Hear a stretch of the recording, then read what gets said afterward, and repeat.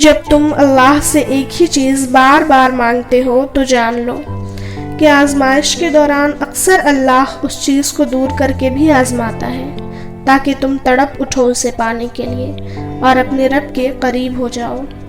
اور آزمائش تو ہوتی ہی اس چیز کے لیے ہے جو انسان کو جان سے بھی زیادہ عزیز ہوتی ہے اور جسے وہ کھونے سے ڈرتا ہے۔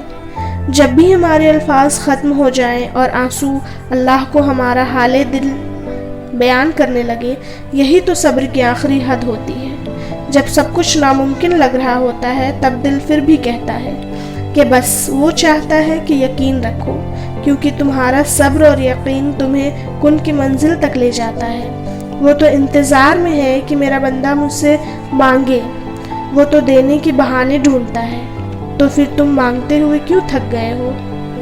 تھوڑا اور صبر کر لو، تمہارا رب خود راستہ بنائے گا۔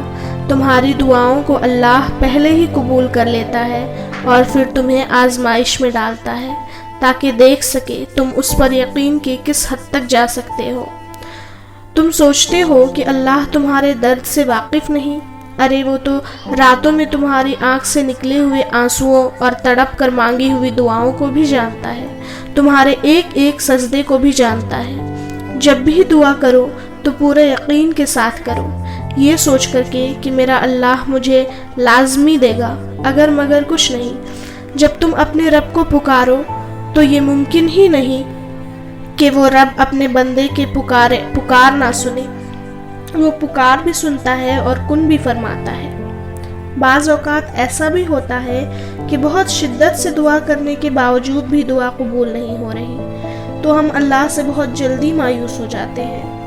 اللہ تعالیٰ کبھی بھی اپنے بندے کو اس کی استطاعت سے زیادہ نہیں آزماتا۔ ایک تو اللہ تمہیں مانگتا دیکھ کر خوش ہو رہا ہوتا ہے، اور دوسرا وہ تمہیں بہترین وقت پر دینا چاہتا ہے۔